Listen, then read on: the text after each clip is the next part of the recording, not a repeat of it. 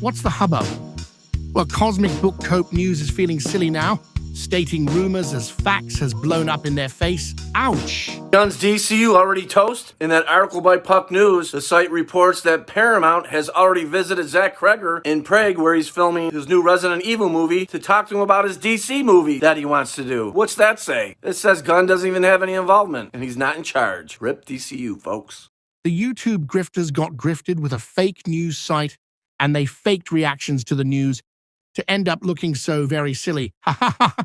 I'm not a scooper channel, but if I catch something, it will be presented as rumor, not hyped up like the one signature away Saudi SnyderVerse restore fabrication. Breaking news, Netflix has won the bidding war for Warner Brothers Discovery. Netflix is now said to be in exclusive talks with WBD to finalize the deal. Reports say Netflix coughed up the full $30 that David Zaslav was asking for the stock price. However, it's also reported the Netflix Warner Brothers Discovery deal is far from over, especially due to regulatory concerns where it's been reported Netflix could be under scrutiny for years to come.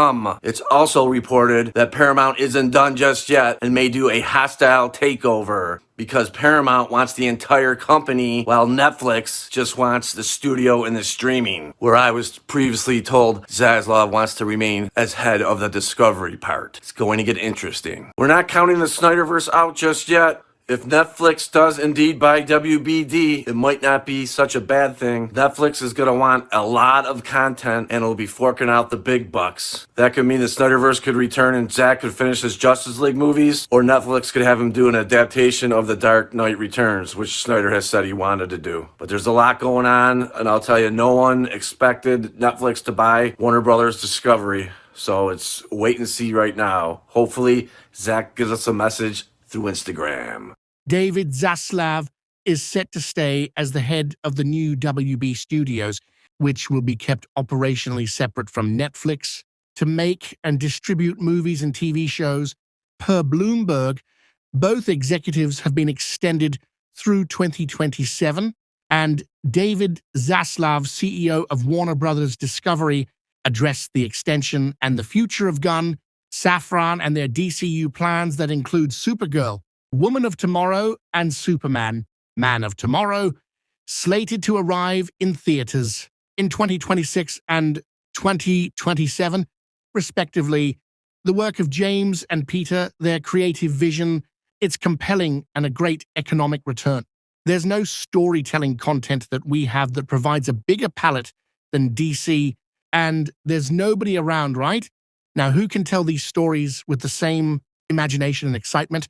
The report from Bloomberg also added clarity to the ongoings following the Netflix purchase, noting neither Gunn nor Safran are letting larger corporate goings-on alter their plans, alongside a comment from Safran that seemingly buries any concerns or speculation regarding any consideration of Netflix ending the DCU's plans.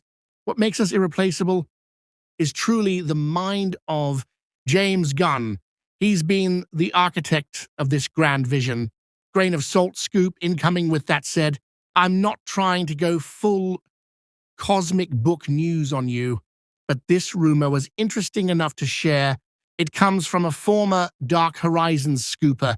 Apparently, James Gunn pivoted to the Superman Saga partly to give Matt Reeves time to get real movement on the Batman Part 2 as Gunn works his way through Man of Tomorrow. Expect Batman to creep onto his development horizon like a brooding billionaire who refuses to knock. Gunn reportedly wants a few major character films ready to roll out by 2029. Using the Batman Part 2 as a momentum boost would help launch his own DCU Batman, and it sounds like Wonder Woman isn't far behind either. The SnyderVerse may be dead and buried at this point, but Gunn's DCU is apparently booming like a Kryptonian in a cornfield. After Man of Tomorrow, Gunn's top priorities are said to be making Batman and Wonder Woman click in the new continuity. If all goes according to plan, he'll have Superman, Batman, Wonder Woman, Supergirl, and Green Lantern, starting with Lantern series, forming a solid core to carry the DCU through a 10-year master plan. If he gets his Batman into the production phase, expect a larger contract extension sooner than later. As for Supergirl, by the way, the normal trend now of an upcoming teaser dropped. I'm interested in the movie, but on this one I'd rather have just waited for a full teaser. I'm sure it's more useful for normies to come across and just be made aware of a movie they may not have heard about. I believe as a movie and for the DCU that Supergirl is more of a foundational story piece to arc into Man of Tomorrow for a payoff. There is not an official released budget, but I believe we have a $125 to $150 million budget. They know Marvel is releasing some gigantic properties in 2026, so we're not looking at competing with an Avengers or Spider-Man movie. We are looking at internally hoping for around Captain America Brave New World numbers, approaching 500 million. I do think studio-wise, we have realistic expectations, and the payoff is again Man of Tomorrow. I'd love to see Man of Tomorrow cross 700 million. That's probably the fan consensus who follows the DCU closely. Of course, you'll see the Snyder Bros saying whatever it does is a flop, and that's just noise without nuance from Deadverse groupies. The fact we are even getting a Supergirl movie and confirmed Man of Tomorrow installment for a new saga is a testament to the success of Superman. It was a solid foundational launch of the DCU. It's a fact, not just opinion. Superman was a moderate success that is springboarding as a catalyst. More movies off of it, period. We've had multiple reports state it will profit over 100 million, potentially over 150 million even. These are reports from major outlets like Bloomberg and Variety, as well as a follow-up Forbes report. The Snyder Bros only want to take half-assed math from a first Forbes report, where they took half the known box office take and divided in half, with the difference of budget costs to state a 42 million loss. My contention is they wouldn't do the same math to Man of Steel as it puts it at a 40 million loss, and they want to isolate that number as proof. Why then ignore the next Forbes follow-up that says it profited? It doesn't support your hatred, I see. I'm not claiming to have an itemized breakdown to confirm either side of this, but even the initial Forbes article had stated it wasn't accounting for revenue streams of any kind. All right, factoring that its basis was a 50% theater take is quite an unlikely assumption. Opening weeks can see up to 90% in favor of the studio side. When have you ever seen a Snyder channel promote the same Forbes math on Man of Steel? Imagine harsh Karen critics on it. December whatever. No SnyderVerse, no money. Wallets closed. Let's just jump into the video. So, Man of Steel lost 40 million. It's a goddamned flop. Restore the SnyderVerse, though, for my subscribers. I know the Snyder Bros want to keep painting it as a flop, but it's actually impossible now to make that claim realistically. Harsh Karen critics might try, but he's also the same guy who says boycott Netflix, but I'm keeping my shares. As far as Netflix goes, I did cancel my subscription. I did not sell my shares, you guys. I'm going to keep those shares because I see the upside with that, but I did cancel my subscription, so my wallet is closed on Netflix. I'm just trying to make money off them at this point. His channel is a clown show at this point, caring more about decorating than actual content. Hey guys, I got a new fancy neon sign. Wallet's closed and no SnyderVerse, no money. Anyways, let's address one of the last points the Snyder Bros are clinging to, claiming some tickets sold victory between the Man of Steel compared to Superman. Because ticket prices vary a lot between countries, formats, standard versus premium or IMAX, and times, discounts, matinees, youth tickets, and other factors. There's no public guarantee that any single global average is correct either. Some analyzers estimate that Superman 2025 sold around 67 million tickets worldwide, but this is not a hard confirmed count because ticket price variations and lack of uniform global data make tickets sold approximative.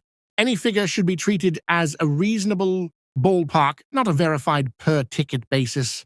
Estimated ticket numbers are just taking the total gross and plugging in, then dividing an assumed average ticket price. That's easy to play with and is going to range 60 million to 75 million tickets sold depending on who does the math. You can push the average price higher to lower the overall tickets sold appearance. It gets into a whole debate within itself, and nothing is concrete. As for performance measure, then you get into the type of film it is and how it may perform in different eras. In the pre-stream heavy era of 2013 and pre-COVID in general, movies sold more tickets. It's estimated the industry suffered anywhere from a 40 to 50% drop of the overall general movie-going audience loss. You also have higher concessions prices to counteract lower attendance. Many consumers hate the cost of popcorn and drinks, but I don't blame movie theaters who are trying to stay in business. Revenue has to be made up somewhere for operations costs. You have smaller theater rooms, which means less seating per showings overall, to accommodate large lounge chairs, which often recline and even have temperature control to get people in the theaters. Specific to Superman 2025, it did well and avoided being a flop. This has expanded into a full Superman Saga, bringing sequels on, pointing to Zootopia 2, is meaningless, even in a superhero boom era. The Man of Steel, which did 670 million, got crushed in a head-to-head by Despicable Me 2 that did nearly $1 billion. Animated kids' movies routinely have a better chance at wider sales. That's nothing new, even if not factoring streaming, COVID, and superhero boom era. We are looking at 670 million from Man of Steel and 616 million from Superman. They did relatively the same, yet Snyder Bros have a weird fascination pretending like it outpaced by hundreds of millions. That's just not the case. The Snyder Bros groupies are trying to force a nearly 15-year gap to claim a win. It's bizarre. Remember, Superman didn't have the superhero boom era to piggyback momentum off of that Man of Steel had either. That's why you should compare to its contemporaries, which would be the other superhero movies of 2025. Superman dominated those and beat all three Marvel films. Nobody expected a time that DC would beat multiple Marvel releases. It's all very impossible. I mean, just statistically speaking, not to mention experientially, it feels completely impossible. It happened with James Gunn's Superman. With that, it was today's hubbub. Please consider subscribing to be kept up to date on the news and entertained by the DCU versus DCEU debates going on. Look up, not back. Are you not entertained? Are you not entertained? Is this not why you are here? No SnyderVerse, no problem. Wallets wide open.